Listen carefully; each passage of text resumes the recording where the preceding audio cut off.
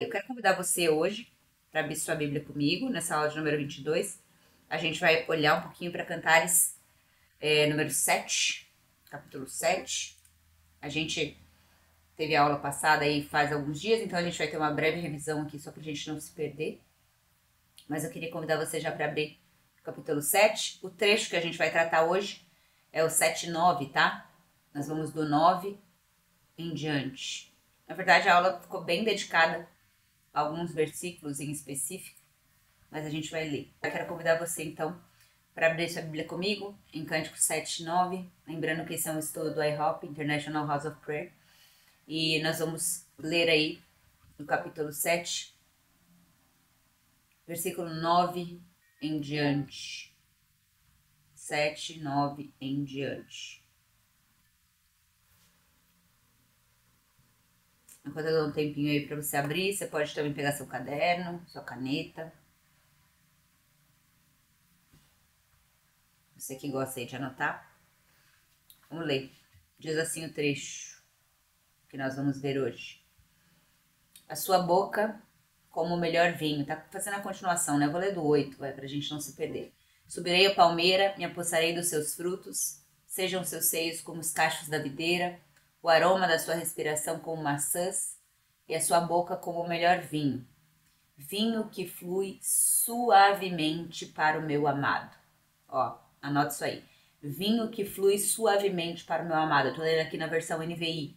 Escorrendo suavemente sobre os lábios de quem já vai adormecendo. Eu pertenço ao meu amado, versículo 10, e ele me deseja. Eu pertenço ao meu amado e ele me deseja. Venha, meu amado, vamos fugir para o campo, vamos passar a noite nos povoados, vamos cedo para as vinhas.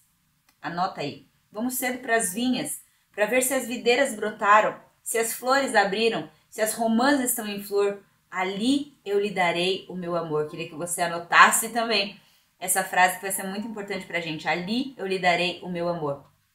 As mandrágoras exalam seu perfume e a nossa porta há todo tipo de frutos finos, secos e frescos que reservei para você, meu amado. Nós vamos ler em mais uma versão diferente. Nós vamos ler a Nova Almeida atualizada, para a gente ter mais uma opção aqui. Então, mesma coisa, o 7, nós vamos ler do 8 em diante, ok? Eu vou subir na palmeira e colher os seus frutos, sejam os seus seios como cachos de uvas, e o aroma da sua respiração como de maçãs.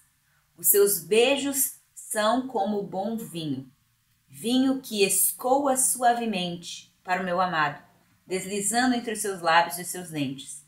Eu sou do meu amado, e ele tem saudades de mim. Venha, meu amado, vamos para o campo. Passemos a noite nas aldeias. Levantemos cedo, olhemos as parreiras para ver se elas já estão em flor, se as flores começaram a brotar, se as flores estão abrindo, se as romãzeiras estão em flor. Ali eu lhe darei o meu amor. As mandrágoras exalam seu perfume e as nossas portas há todo tipo de frutos excelentes, frescos e secos que reservei para você, meu amado. Ok? Então esse é o trecho que a gente vai observar hoje. É importante a gente lembrar que a gente está analisando, então, a aula de número 22, tá? E a gente está a caminho do final dessa série, são 24 aulas no total que a gente vai fazer. Então são 24 sessões no curso de Cântico dos Cânticos. E a gente está falando aqui de Cantares de Salomão, de Cântico dos Cânticos. Esse cântico que a gente tem falado desde a primeira aula, que é uma canção que daqui a milhões de anos, na eternidade, nós ainda vamos estar cantando. Pare para pensar sobre isso. Toda a escritura, embora tenha sido escrita por homens, foi inspirada pelo Espírito Santo. E onde há o ministério do Espírito Santo, o objetivo é que Jesus seja revelado e conhecido. Então, quando o Cântico dos Cânticos, quando Cantares foi escrito por Salomão, foi escrito, sim, para ser lido de uma perspectiva natural, do amor romântico, do homem com a mulher, mas foi inspirado pelo Espírito, então tem a marca do Espírito. Então esse livro, essa canção serve para revelar Jesus, para revelar o noivo, rei, que está aqui simbolizado, né, na figura de Salomão. E daqui milhões de anos nós ainda vamos estar cantando esse cântico que o céu resolveu chamar de Cântico dos Cânticos, o cântico superlativo, o cântico mais alto de toda a escritura. Então, eu quero que você tenha certeza disso, que embora a linguagem desse livro seja uma linguagem um pouco desconhecida, um pouco estranha para quem está lendo pelas primeiras vezes, são letras que foram cuidadosamente escolhidas e pensadas pelo Espírito de Deus para revelar o Filho de Deus. Então são palavras, são trechos e é uma canção poderosa. E eu quero fazer como sempre tenho feito, incentivar você a atravessar esse estudo mais do que apenas uma informação que você recebeu sobre um livro estranho que você não entendia muito bem. Eu quero incentivar você a ler e a orar esse texto, a internalizar Cântico dos Cânticos, a colocar isso na sua linguagem de oração, até que isso seja verdade dentro de você. O Cântico dos Cânticos tem essa habilidade de, através do Espírito, tocar as nossas afeições, as nossas emoções, num nível como talvez outros livros não consigam fazer. Ok? Então vamos começar com uma revisão da aula passada.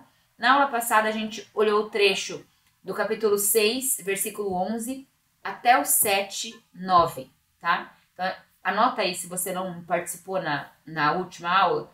A gente olhou do 6, 11 ao 7, 9. E hoje a gente vai começar do 9 em diante, ok? Então, o que a gente falou na aula passada? A gente falou dessa parceria da noiva com Jesus.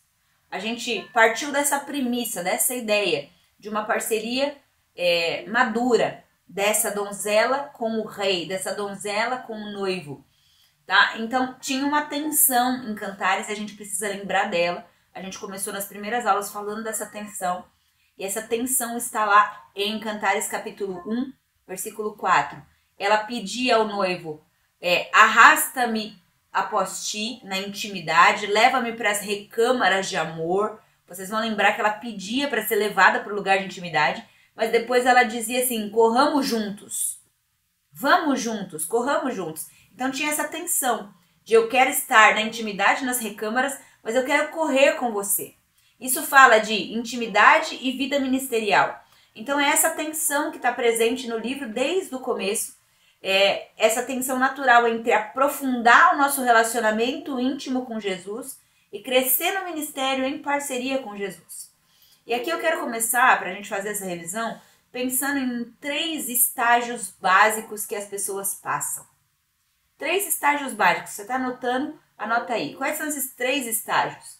Quando a pessoa se converte, quando alguém nasce de novo, quando alguém conhece o Senhor, ela entra no primeiro estágio. Geralmente é assim. Há exceções, mas geralmente essa é a regra, tá? O estágio número 1, ela entra, e o estágio número 1 é o ministério sem intimidade. Anota aí. O ministério é essa corrida, mas sem as recâmaras de amor. Então, quando a gente nasce de novo, quando a gente se envolve no corpo de Cristo, na igreja, às vezes a gente se envolve no ministério e é de uma maneira muito casual, você entende que você tem que servir, mas aquilo é a partir de um lugar sem intimidade, tá? A gente nasce de novo, a gente tá pronto para ir, a gente é incentivado a pregar o evangelho, a levar as boas novas para as pessoas, e isso é muito bom, isso é bíblico e nós precisamos fazer isso, mas geralmente as pessoas começam a fazer isso, correr sem estabelecer o lugar da intimidade. E aí o nosso desafio com essas pessoas que estão começando é fazer elas primeiro diminuir o ritmo do ministério, do serviço, do modo Marta, como a gente costuma chamar, para entrar num tempo de intimidade. E é verdade que tem gente que está na igreja há tantos anos e nunca saiu do primeiro estágio. Está ali no ministério, está correndo, está servindo, está pregando, mas a pessoa não estabeleceu esse lugar das recâmaras de amor. Sabe por quê, gente? Porque existem várias razões pelas quais a pessoa pode estar envolvida no ministério. É importante a gente falar sobre isso. Sim, porque elas entenderam que elas têm que servir, mas é também porque o ministério é divertido no começo. É ou não é? Você que está na igreja há muito tempo, você vai concordar comigo. O ministério acaba sendo um lugar para você fazer amigos. Você está chegando numa comunidade ali, você não sabe muito bem como se encaixar. Você entra no voluntariado da igreja e você achou ali no ministério, no serviço, um lugar para fazer amigos. E muitas pessoas, através da sua carência, da sua necessidade de aprovação, de validação, de amor, encontram até mesmo no ministério uma plataforma para receber aquilo que não tiveram. Então, servem porque querem ser validadas, servem porque querem ser... Pessoas percebem que se tiverem um ministério, fazem ali uma plataforma para si, para o seu futuro, tem portas abertas. E em algum nível, nesse começo, existe sim uma compaixão, existe sim uma necessidade de fazer as coisas por amor às pessoas. Existe isso, não é que não exista, mas existe um desequilíbrio no primeiro estágio, vamos dizer assim. O ministério, como eu disse, no começo ele dá oportunidade para você, abre algumas portas para você. Então a pessoa começa nesse sistema, tá? Mas, de repente, quando ela tá ali lendo a palavra, quando ela tá ali ouvindo a pregação, quando ela tá ali começando a desenvolver a sua vida com o Senhor, ela é iluminada. E ela é iluminada para o lugar da intimidade. Então, se o primeiro estágio é o ministério sem intimidade, a pessoa, quando ela é iluminada sobre o valor da intimidade com Deus, ela passa para o segundo estágio. Ela passa ela passa a estar no estágio de intimidade com pouco ministério. Aí a pessoa dá uma invertida, elas balançam para o outro lado. Não sei se você já viveu isso ou se você está se identificando, né, com alguém que você está lembrando. Mas ela entendeu o lugar de intimidade e ela fala, opa, peraí, tô sendo muito Marta. Eu preciso ser Maria. Então eu vou estar na presença dele. Eu vou me dedicar à oração. Eu vou me dedicar às portas fechadas. E essa foi a tensão da noiva ali, enquanto a gente estava construindo o livro de Cantares. Ela estava ali no capítulo 2, lembra? Sentada na mesa do banquete, desfrutando do Senhor. Ela estava ali falando, olha, sustentem-me com passas, com maçãs. Estou enferma de amor, como é bom ficar debaixo da sua sombra, meu amado. Mas aí ele chega para ela e fala, puxa, que legal que você foi iluminada. Que legal que você descobriu o lugar da intimidade, da comunhão, da profundidade do amor que eu tenho por você. Mas vamos comigo para as montanhas?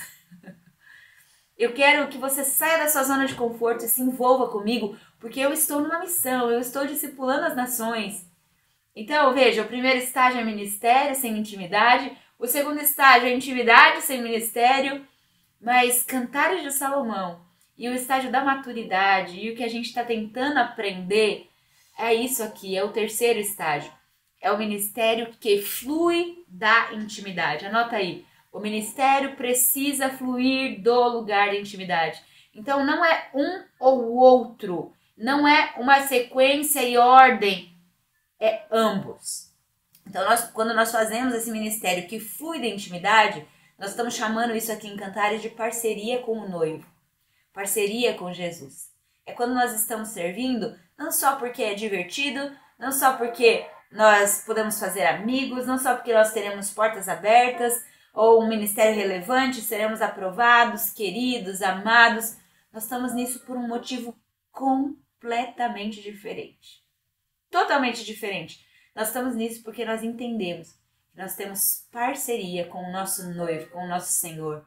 A noiva disse, e a gente viu isso ao longo do livro, ela disse, ela expressou esse desejo, meu amado, eu quero estar onde você está.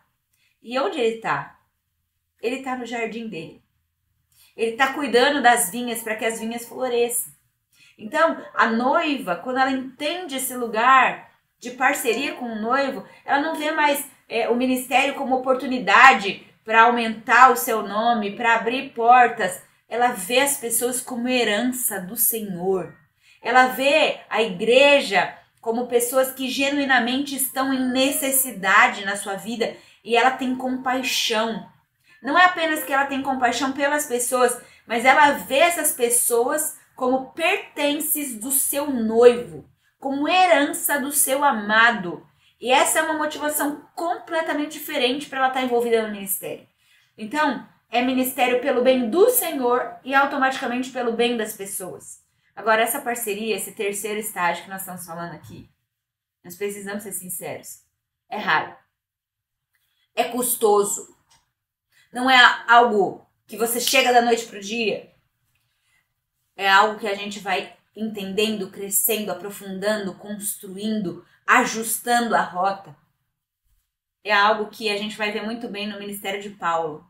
Aguarda aí, até o final da aula a gente vai exemplificar esse terceiro estágio, o ministério que flui da intimidade, com a vida de Paulo. A gente vai ser inspirado por esse homem que está aí, né, no Novo Testamento e nos ensina tanto, que disse, olha, podem me imitar porque eu estou imitando a Cristo. Então fica aí que a gente vai chegar em Paulo como esse exemplo de um cristão maduro, que chegou nesse terceiro nível, nesse terceiro estágio. Agora, a revisão que a gente precisa fazer é essa, que Jesus está preparando uma noiva que andará em parceria com ele, tá? Então, a noiva se comprometeu nessa... Peraí, tem um bichinho aqui. A noiva se comprometeu com isso, nessa última porção que a gente viu. Ela se comprometeu a se preocupar com o jardim do Senhor, tá? E a gente viu os últimos versículos, onde ela foi comissionada. Ela foi desafiada e ela entrou nessa vida com Jesus, onde ela começou a cuidar desse jardim. E a gente pode traduzir isso como liderança, como serviço, como ministério, tá? E é importante a gente falar uma coisa aqui, porque às vezes as pessoas pensam assim, talvez essa aula não sirva para mim, porque eu não sou líder na igreja, porque eu não tenho um ministério. Peraí, vamos definir o que é líder. Você não precisa estar numa organização, você não precisa estar necessariamente com um título, com um crachá, escrito um cargo para você ser líder. O que é um líder? Você pode estar se perguntando. Um líder é alguém a quem as pessoas seguem. Vou repetir. Um líder é alguém a quem as pessoas seguem. Você é líder se alguém está seguindo você. Ponto final. Então, pode ser que você tenha um título, pode ser até que você tenha uma descrição de um cargo, uma atribuição de um cargo, tarefas que você tem que fazer no seu cargo, mas isso não significa que você é um líder. Quanta gente está aí na igreja e é colocado como líder, a pessoa recebe até um crachá, um cargo, atribuições, mas ninguém segue a pessoa. Você é um líder se você virar as costas e você vê que tem pessoas fazendo o que você está fazendo. Então, muita gente é líder e não tem título.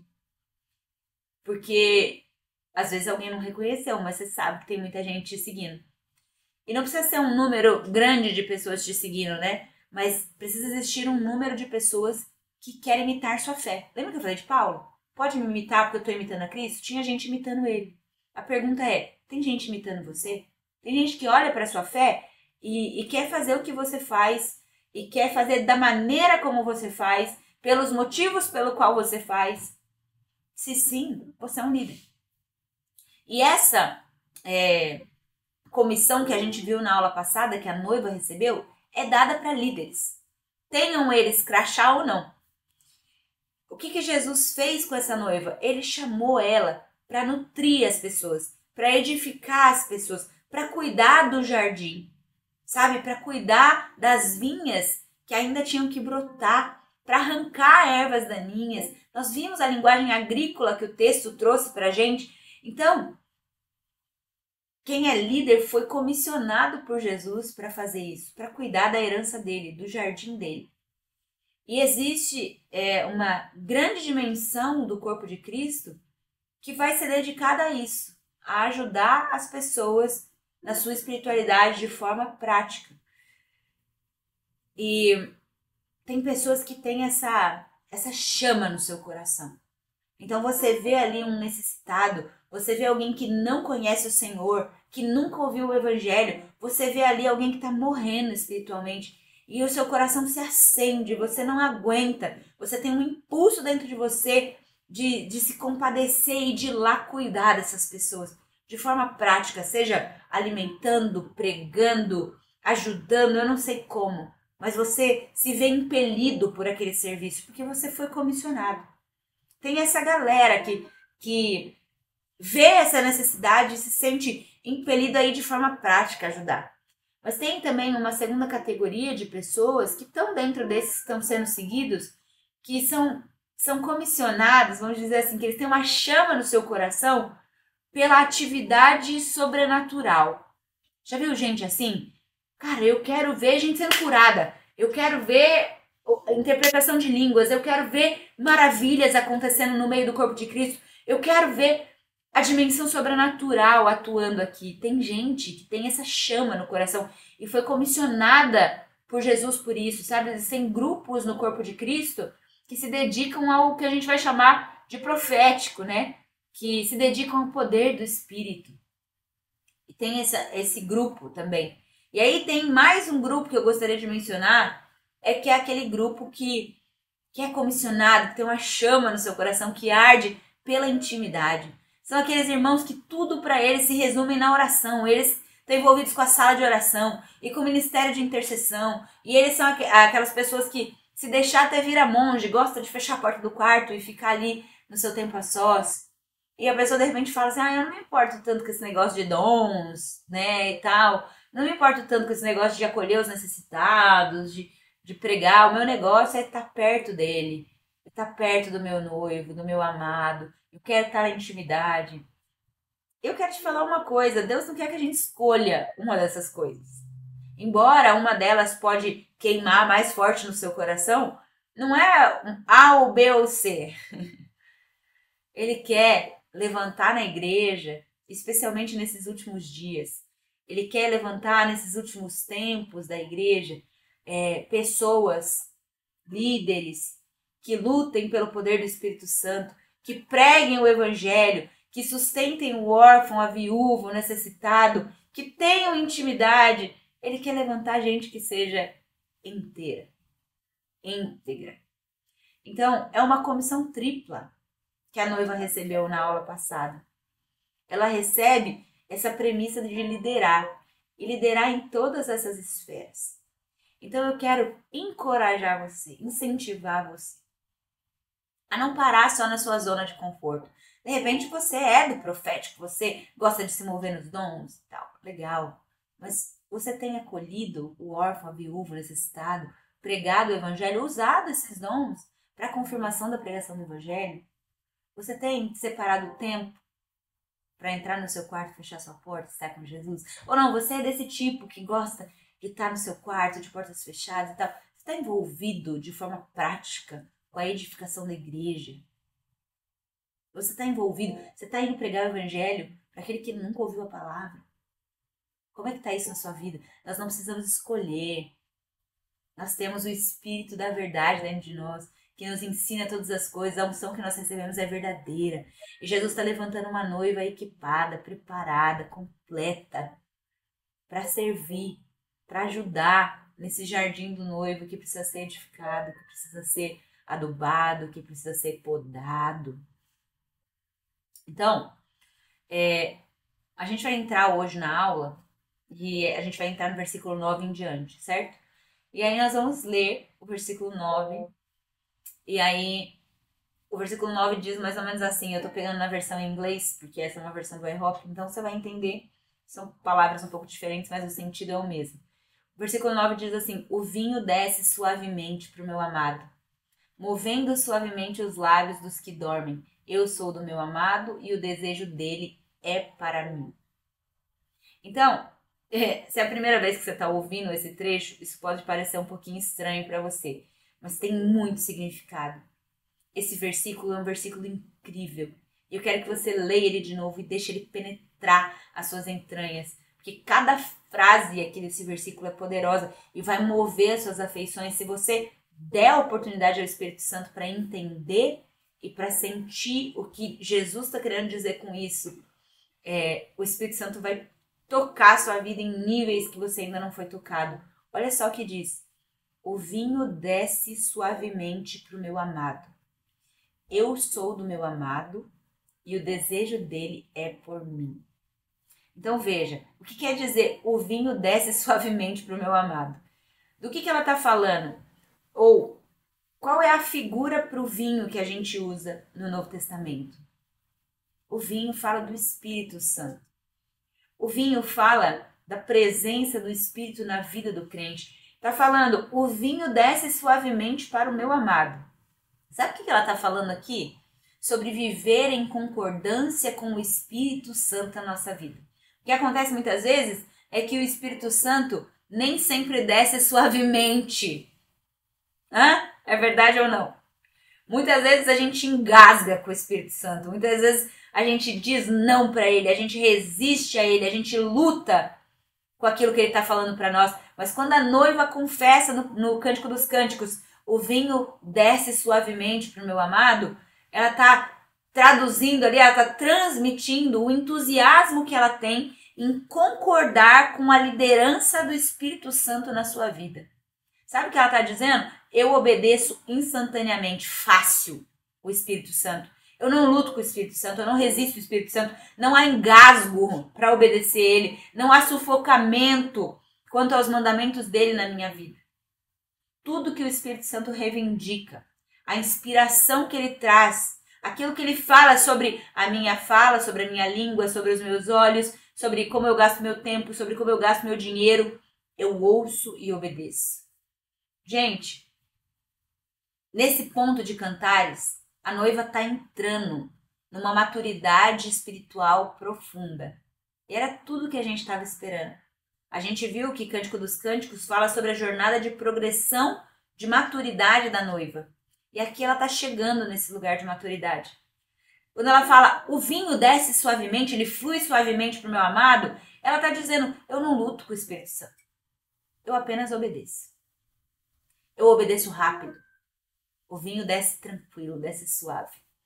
É uma decisão que a noiva tem nesse estágio de maturidade, de não simplesmente fazer, mas de se deleitar na liderança do Espírito Santo na sua vida. O rei Davi disse assim, olha, em Salmos, no capítulo 40, versículo 8, ele disse assim, eu me deleito em fazer a tua vontade, ó Deus. Entende uma pessoa madura? Eu sinto prazer. É fácil para mim fazer a tua vontade, ó Deus. Gente, é óbvio, a gente precisa fazer uma separação aqui. Nós não estamos falando que vai ser sempre confortável, tá?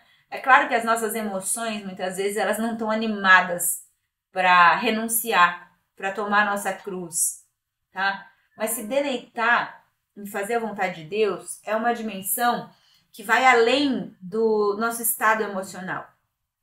É uma decisão que nos leva à plenitude de alegria, embora isso possa trazer algum desconforto a nível físico, a nível mental.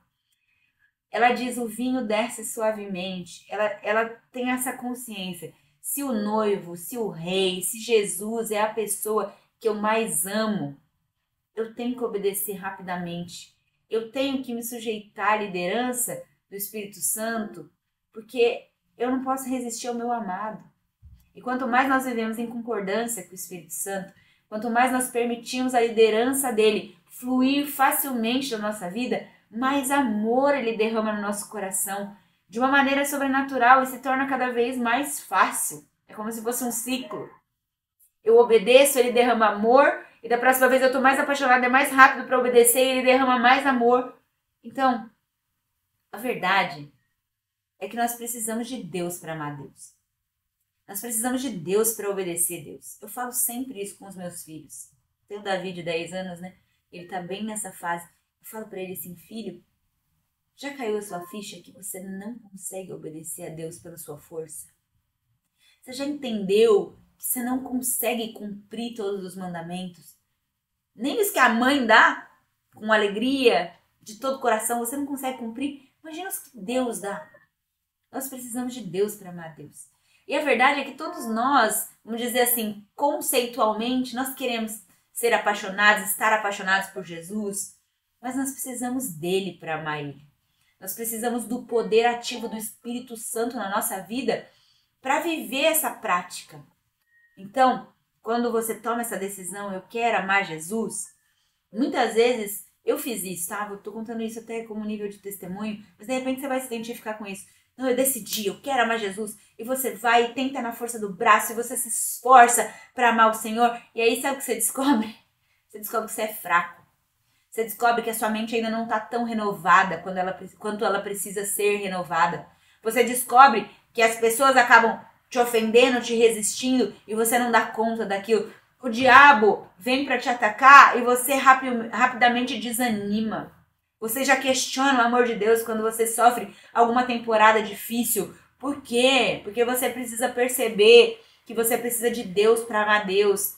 Eu descobri isso que eu não consigo amar Deus sozinha.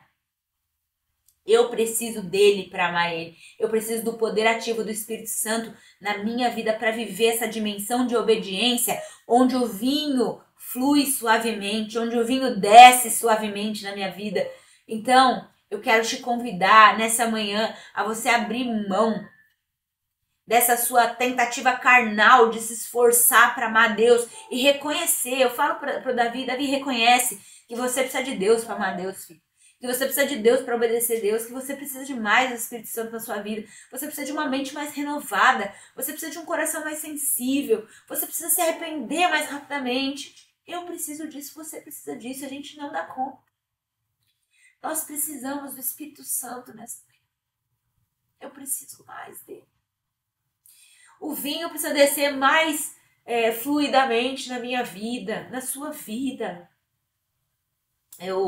Muitas pessoas têm perguntado pra mim, Val, e essa tatuagem que você fez, essas tatuagens que você fez, né? Quando é que foi que você decidiu fazer e tal? E eu decidi marcar coisas que tinham significado pra mim. E uma delas foi essa daqui, ó. É que não dá pra ver porque eu tô sentada e ela tá ao contrário.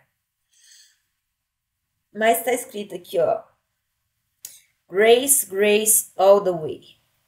Sabe o que é isso? A graça em todo o caminho. Se não fosse a graça dele. Se não fosse o Espírito Santo me ensinando a amar o Senhor, a obedecer o Senhor, eu não conseguiria, você não conseguiria. Então, eu quero e eu preciso, e você quer e você precisa que o Espírito Santo derrame mais amor no nosso coração para nós obedecermos melhor. Nós não podemos, se nós queremos esse lugar onde o vinho desce suavemente, se nós queremos ser pessoas submissas à liderança do Espírito Santo na nossa vida, nós não podemos andar, gente, entristecendo o Espírito Santo. Nós não podemos andar fazendo o que nós bem queremos com os nossos olhos, com o nosso tempo, com a nossa vida, com o nosso dinheiro, com a nossa língua. E nós não estamos falando aqui de pecado escandaloso, não. Nós estamos falando de entristecer o Espírito Santo com um modo de vida que não o agrada. Vendo aquilo que não agrada, distraídos com aquilo que não agrada, falando aquilo que não agrada, gastando nosso tempo com aquilo que não é eterno.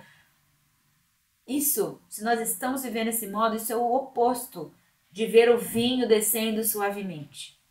E o que nós vamos descobrir, no fim das contas, é que se nós não tivermos ajuda sobrenatural para amar Jesus, nós não vamos amá-lo como ele merece ser amado. Então, nosso objetivo de vida precisa ser esse, que o vinho flua suavemente, que ele desça com facilidade. Sabe, meu irmão, minha irmã, eu sei que muitas vezes a obediência não vai ser fácil, ela vai ser difícil. Ela vai ser difícil, mas quando for assim, eu quero te ensinar algo que eu faço. Fale a palavra de Deus, porque é isso que a Escritura nos ensina. Crie, por isso falei. Nós falamos a palavra de Deus para a nossa própria mente, para o nosso próprio coração. Nós internalizamos a voz e a verdade de Deus em nós. Nós falamos a palavra de Deus em oração, nós falamos a palavra de Deus na nossa meditação, nós falamos a palavra de Deus com as pessoas e nós falamos a palavra de Deus quando o diabo vem tentando nos convencer que nós não vamos dar conta daquela obediência.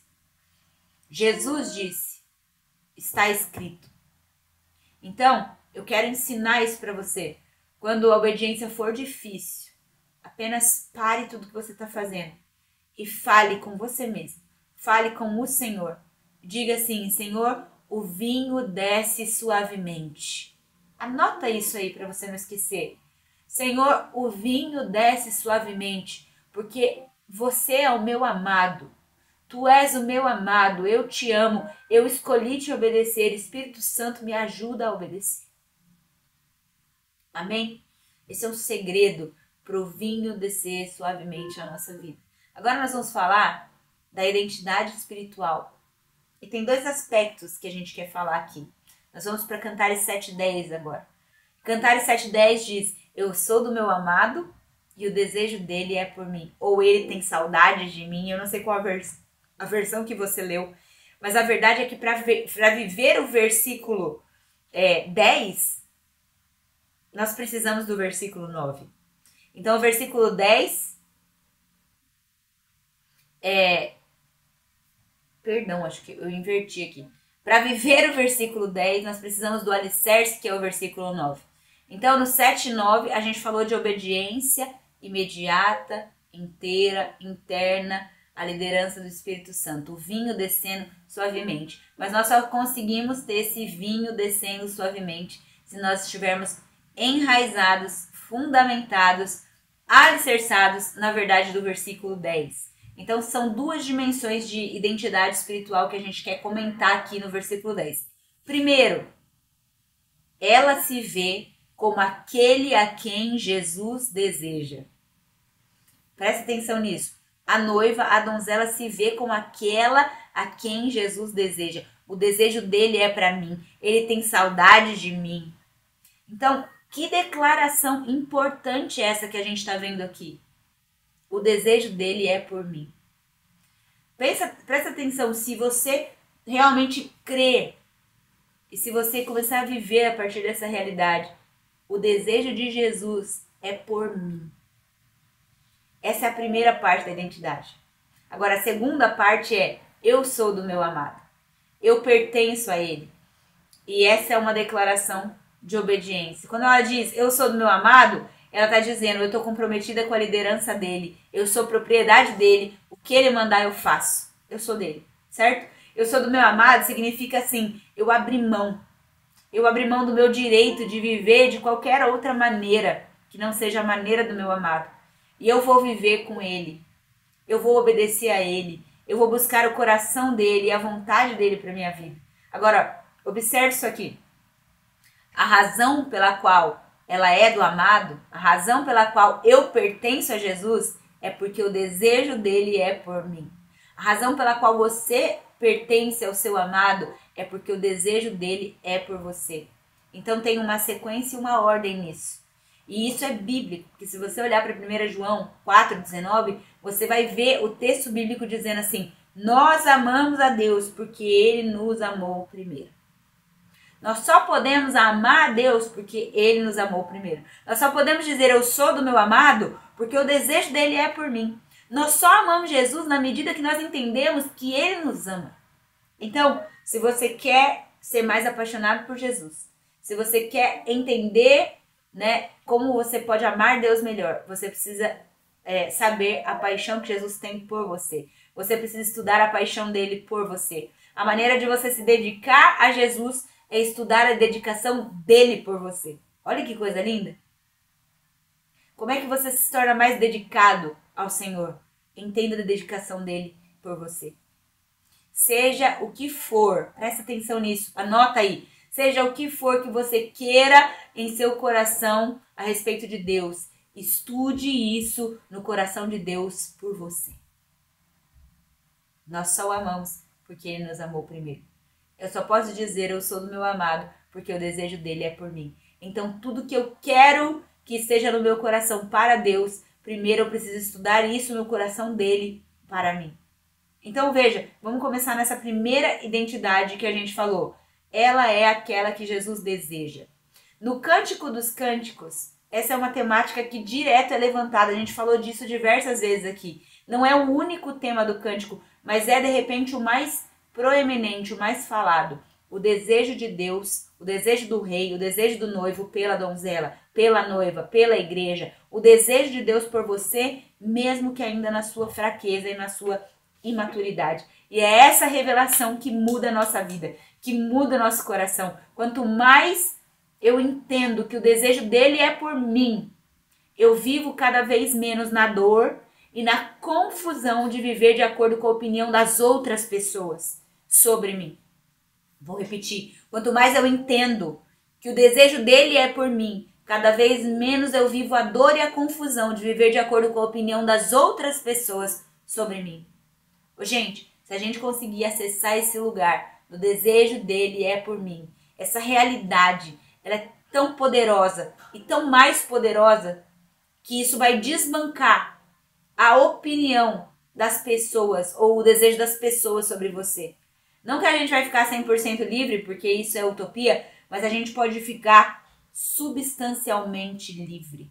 num estado de saúde emocional, de saúde mental, de integridade, onde nós estamos enraizados e fundamentados nessa revelação que o desejo daquela pessoa mais importante do mundo é para você.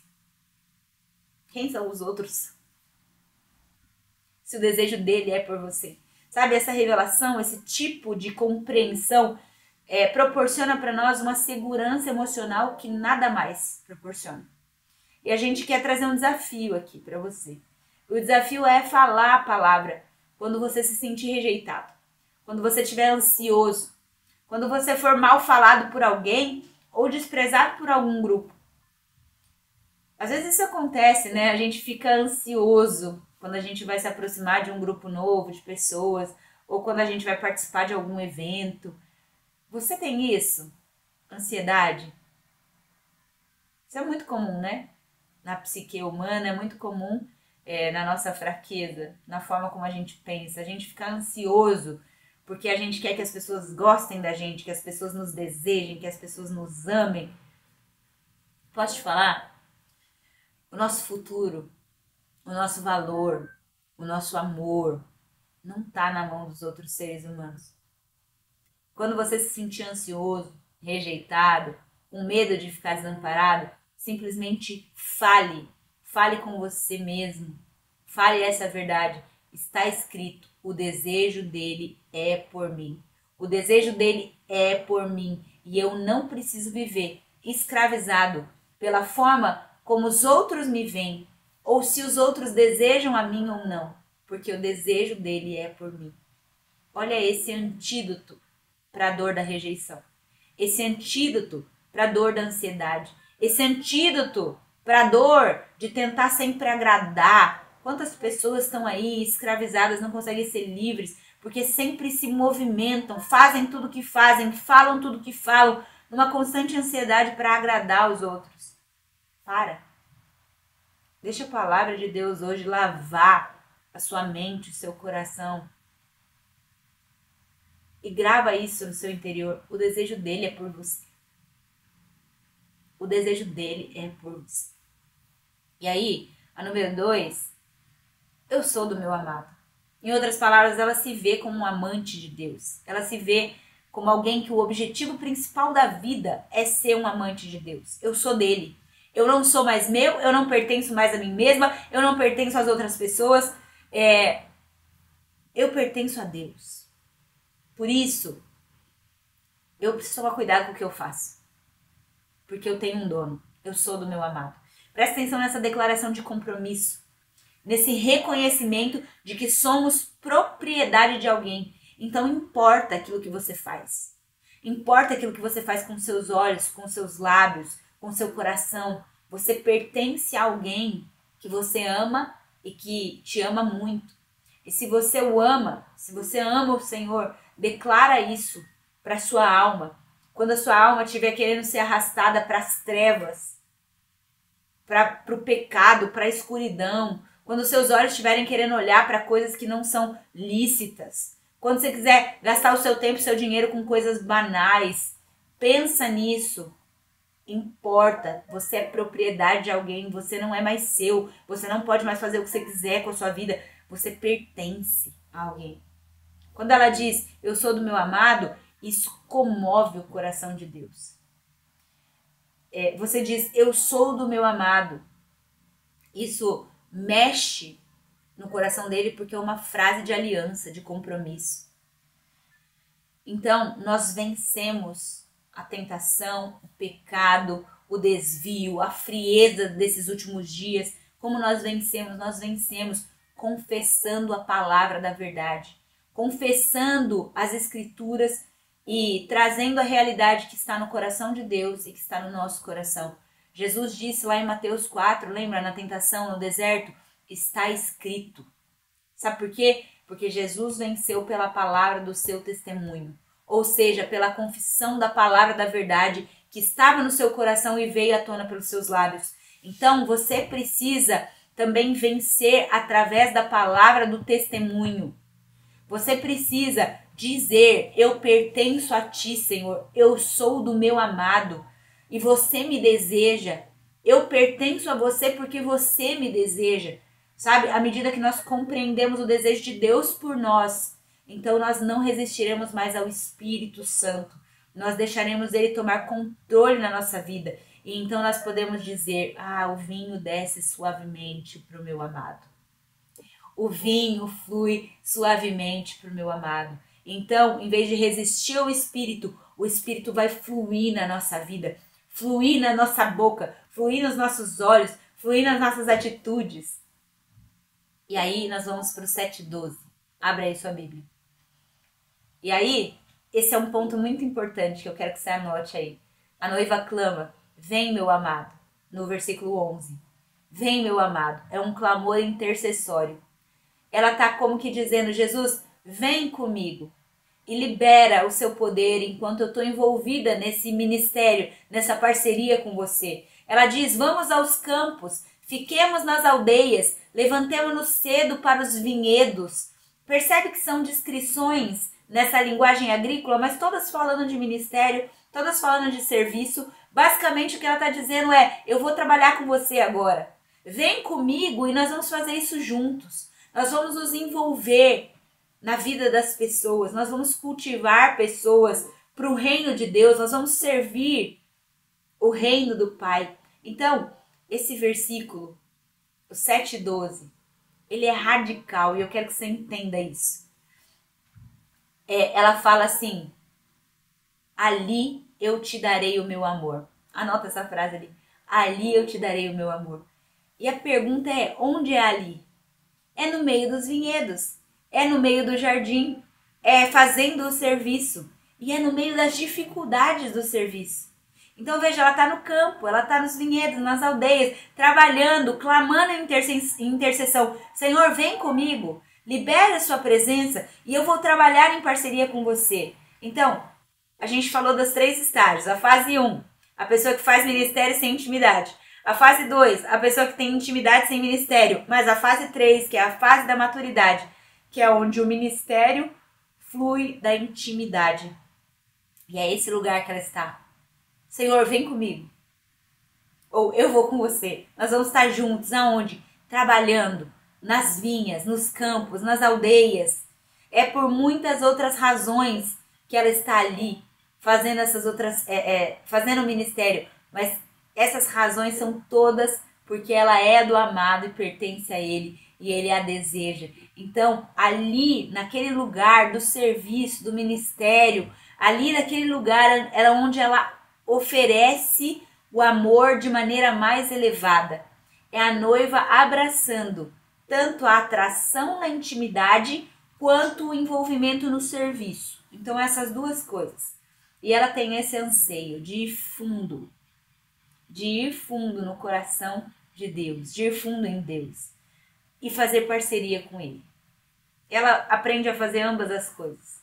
Ela aprende a amar Jesus enquanto serve as pessoas pelo bem de Jesus. Ela aprende a amar Jesus enquanto serve as pessoas pelo bem de Jesus. Se você quiser anotar isso, isso é muito importante. Agora, a gente precisa falar uma coisa. Tem coisas que são fáceis de dizer, né? Fáceis de falar, fáceis de pregar. Mas quando a gente entra na prática da coisa, não é tão romântico assim, né? Então, muitas pessoas têm dificuldade de entrar nesse terceiro estágio, nessa esfera de graça e de maturidade maior, porque elas simplesmente estagnam, elas param no primeiro ou no segundo estágio. Elas não compreenderam esse terceiro estágio. E é isso que eu quero que fique muito claro hoje aqui na aula pra gente. Para chegar nesse estágio de não só ministério sem intimidade ou intimidade sem ministério, mas para chegar nessa parceria, essa noiva não simplesmente começou assim. Lembra? Nós estamos no capítulo 7, indo para o 8 de Cantares. Então não dá para pular capítulo 1, capítulo 2, capítulo 3, capítulo 4, capítulo 5. Não dá para pular. Então por isso que você precisa entender essa jornada de progressão. Nós estamos falando de uma donzela que foi testada, que foi provada e aprovada, que foi ferida e que suportou feridas, que suportou insultos e ofensas e continuou firme por amor ao Senhor. Então, quando a gente chega nesse capítulo 7, que é, né, um nível de maturidade elevado no Espírito, nós precisamos entender que é para esse lugar que o Espírito está nos levando. Ele está nos conduzindo para isso.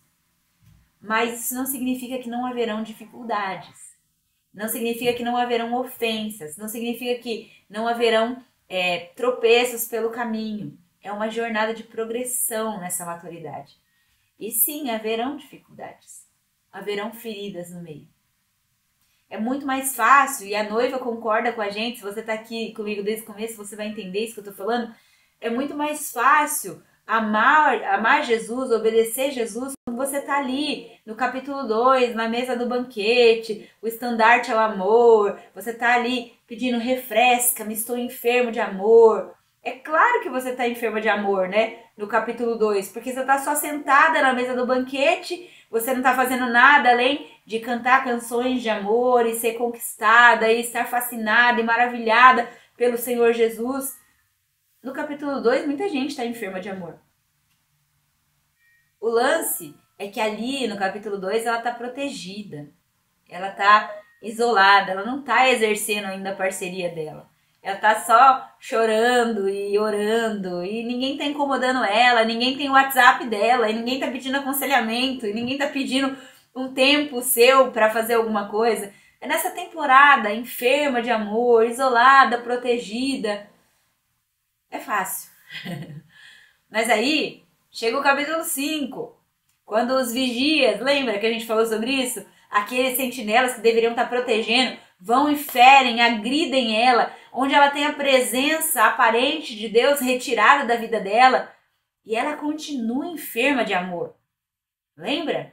Ela continua, ela passa pelo teste. Então entende isso, que é uma progressão. É fácil amar Jesus quando você está ali na mesa do banquete, quando a gente está num ambiente hermético, controlado, enfrentando riscos mínimos de fé. Mas e quando as pessoas nos atacam? E quando o diabo vem com força na nossa vida? E quando a gente é oferecido para a gente resistência no ministério?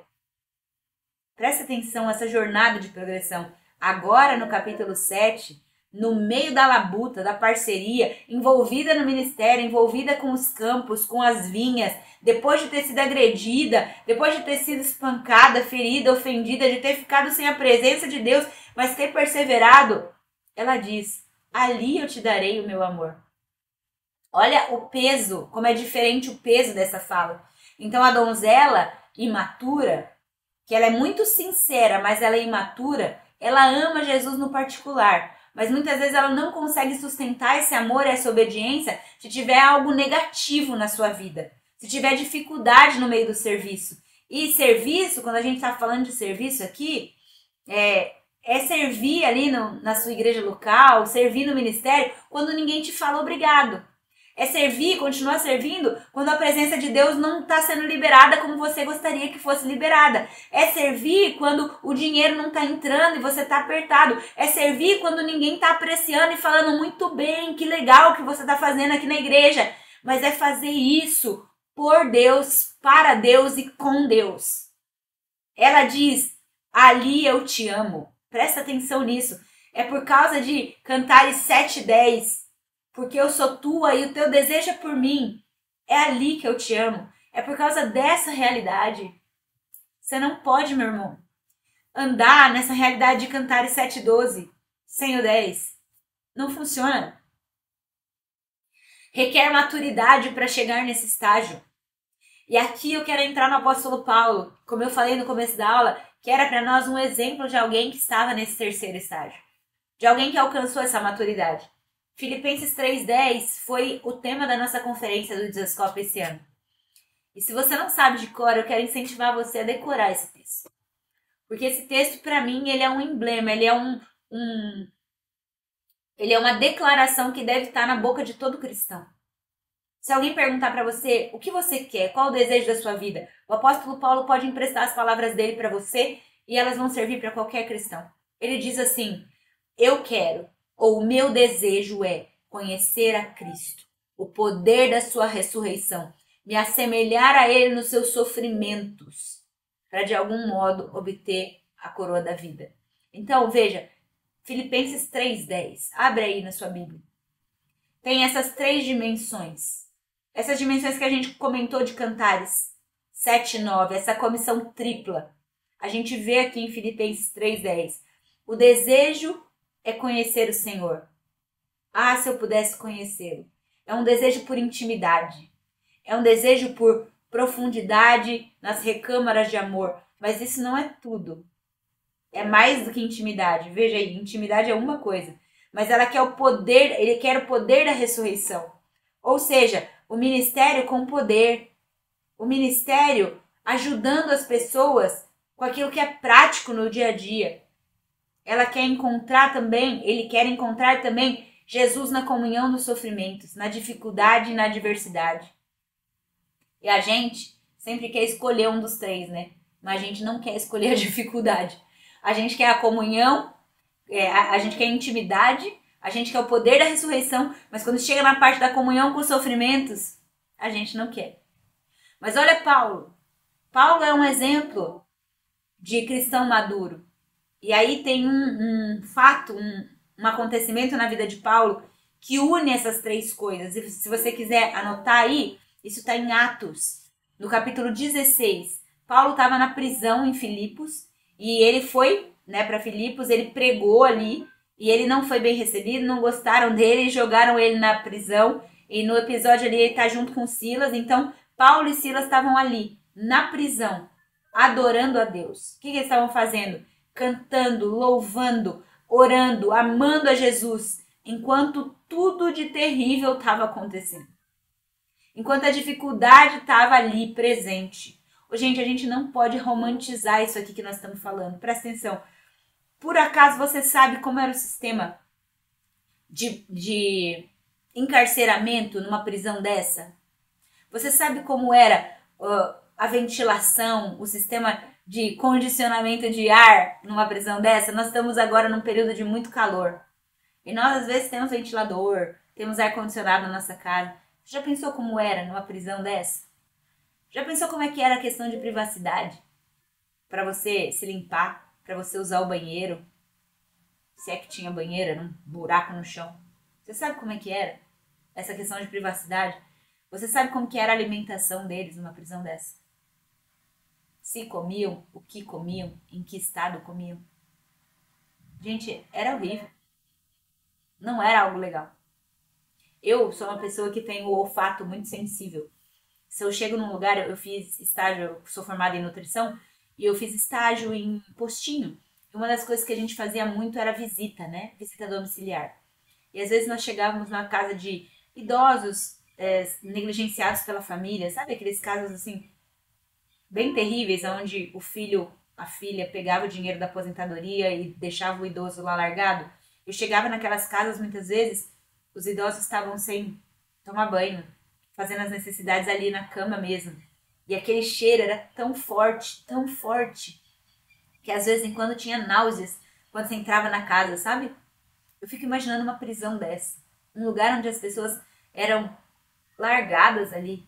Imagina o cheiro como é que era. Dependendo, né, da quantidade de pessoas que tinha numa cela, eu não sei.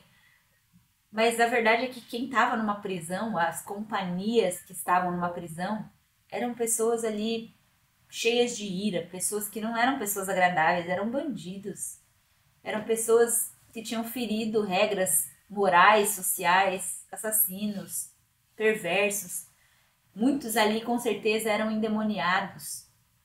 Eu só quero que você tenha ideia de como não é romântico isso que nós estamos falando. E de como é o nível de uma pessoa que amadureceu. E que não está mais ali no ministério por outros interesses. Ela está ali pelos interesses de Cristo. Esse Paulo que estava nessa prisão junto com esse Silas, sabe o que eles estavam fazendo? Eles estavam adorando. E eu fico me perguntando direto, Paulo, como você chegou nesse lugar? Como? E o que acontece nesse texto, em Atos, é que de repente um terremoto acontece, e a prisão se abre milagrosamente, e Paulo podia ter pinicado dali, porque aquilo era terrível, mas ele se vê de repente pregando, ministrando para o carcereiro. Você, a gente falaria, Deus me livre, eu estaria fora dali, ó, de velho, mas sabe o que ele faz? Ele para e leva alguém ao Senhor. Ele simplesmente começa a evangelizar alguém que era o responsável pelas suas feridas. Pensa que alguém tão apaixonado por Jesus, que está adorando a Deus, que está enfrentando dificuldades tão extremas e termina ministrando as pessoas, porque ele entendeu que aquele carcereiro era parte da herança de quem ele amava. 1 Coríntios capítulo 15, versículo 10. 1 Coríntios 15, 10. Paulo diz assim: mas pela graça de Deus sou o que sou. E a sua graça para comigo não foi vã.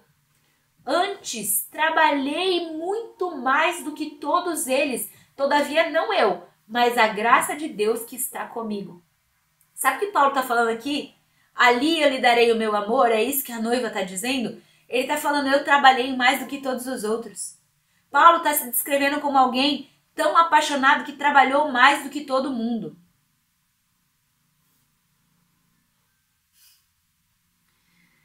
Diante desse texto, a gente pergunta, Paulo, como? Como você conseguiu, Paulo? O que você sabia sobre esse Jesus? Sobre esse Deus? Onde você pode dizer, eu trabalhei mais do que todos os outros apóstolos, e ainda assim, você estava dizendo isso, né? Dizendo que trabalhou mais que todos, mas num sentido positivo. Não num sentido de orgulho, não num sentido de injustiça, mas num sentido positivo. Eu trabalhei mais do que todos. Ali, nós te daremos o nosso amor. Foi isso que Paulo entendeu. Ali, no meio do serviço, no meio da prisão, no meio dos naufrágios, no meio das dificuldades, ali, no meio dessa vinha, que às vezes não brotou, que às vezes está cheio de erva daninha, desses campos estão cheios de espinhos, ali eu te dou o meu amor. Ali eu quero ter parceria com você, Jesus.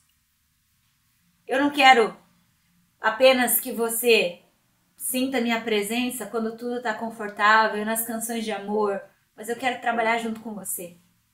Eu quero estar tão próximo de você que até os seus sofrimentos se assemelham com o meu. Eu não quero só dizer eu te amo, mas eu quero servir. Gente, ministério é difícil. Mas ele disse, Senhor, eu quero te amar ali. Aqui eu quero te amar. E pregar isso mexe muito comigo. Porque ministério é difícil. Não é romântico. Mas ali eu quero dar ao Senhor meu amor. Sabe, meu irmão, minha irmã, quando a gente chega nesse lugar, ali o Espírito Santo começa a descer sobre nós. E a gente começa a experimentar um caminho superior. Nosso coração começa a expandir, nosso espírito começa a expandir. A nossa obediência começa a aumentar. E nós começamos a conhecer Jesus num nível diferente.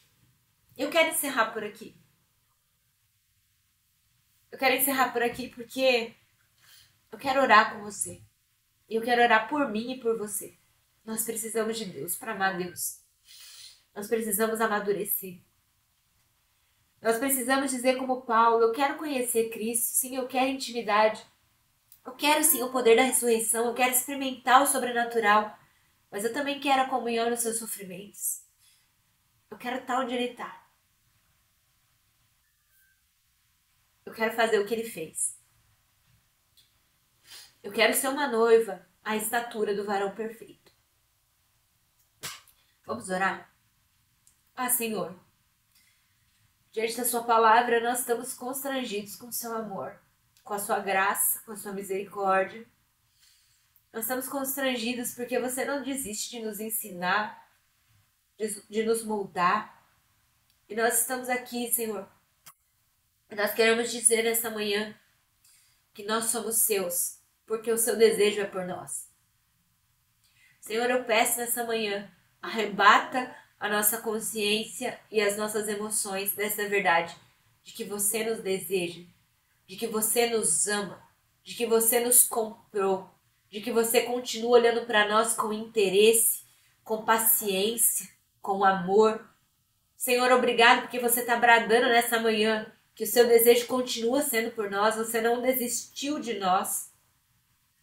Obrigado, Senhor, porque você está bradando nessa manhã, que a opinião das pessoas não é a opinião mais importante na nossa vida, e que todos podem nos rejeitar, podem não ver o nosso valor, podem não nos amar como nós gostaríamos, mas o seu desejo é por nós, e você é a pessoa mais importante desse universo. Obrigado por tanto amor. O amor de Cristo nos constrange nessa manhã. E nós queremos declarar em resposta: nós somos do nosso amado. Eu sou sua, Jesus. Cada irmão aqui está dizendo nessa manhã: nós somos teus, nós somos tua propriedade. Os meus olhos não são mais meus, as minhas mãos não são mais minhas, a minha boca não é mais minha, a minha vontade não é mais minha.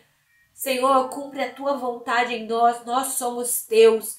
Nós somos como escravos de orelha furada, escravos voluntariamente. Nós damos a nossa vida ao Senhor, porque o seu desejo é por nós, nós somos sua propriedade. Faz de nós o que você quiser. E Senhor, por isso, nós reafirmamos o nosso compromisso de ali te dar o nosso amor, Senhor. Ali no meio do serviço, Senhor. No meio dos espinhos, no meio, Senhor Jesus, do que for necessário, nós queremos te conhecer e ter comunhão com você, até mesmo no seu sofrimento, Senhor. Nós entregamos nossa vida, Senhor, por aquilo que você mais ama, porque nós te amamos. Nós entendemos que você ama as pessoas, Senhor. E nós damos a nossa vida, Senhor, em favor das pessoas nessa manhã, Senhor. Desvia os nossos olhos das ilusões, Senhor, de gastar a nossa vida com o nosso próprio umbigo, com as coisas que não são eternas. Mas, Jesus, nós queremos estar no seu jardim, trabalhando, Senhor, com as vidas que você comprou, que você ama tanto. Ali, Senhor, mesmo que no meio do desconforto, nós te daremos o nosso amor, Senhor. Ali, Senhor, nós te daremos tudo que temos e que somos, Senhor. Eu quero pedir, Senhor, posiciona-nos. Posiciona-nos nessa manhã, Senhor. Nós nos arrependemos, Senhor, por toda a negligência, por todo o egoísmo. Nos arrependemos, Senhor, por escolher os lugares de conforto. Nos arrependemos, Senhor, por ter feito o ministério sem intimidade, mas nos arrependemos também por só querer intimidade sem servir. Leva-nos à maturidade, Senhor. Nesse lugar de servir que flui da intimidade, Senhor. Eu peço por uma igreja madura, Senhor. Por líderes, pessoas que são seguidas, que possam inspirar outras pessoas simplesmente porque servem a partir do lugar da intimidade com o Senhor. Faz isso na minha vida, Jesus. Faz isso na vida dos meus irmãos, Senhor. Faz isso na igreja brasileira, Senhor. Faz isso, Senhor. Tem misericórdia de nós. Nós precisamos de você, Senhor. Nós precisamos de você, Espírito Santo. Nós declaramos a nossa total dependência. A nossa total dependência. Porque o que nós queremos é que o vinho desça suave na nossa vida. Espírito Santo, nós queremos que o vinho desça suave para o nosso amado. Nós agora abrimos mão de toda resistência, de toda desobediência. Nós queremos colocar o nosso coração disponível para a sua liderança, Espírito Santo. Fala e obedeceremos. Fala e obedeceremos. Fala e obedeceremos, Senhor. Nós somos seus. Por isso que nós oramos no nome de Jesus. Amém e amém. Amém, meus irmãos? Espero que você tenha sido edificado, encorajado por essa palavra. Vou me despedir da galera do YouTube aqui. Um beijo no seu coração. E até a aula 23, nossa penúltima aula, hein?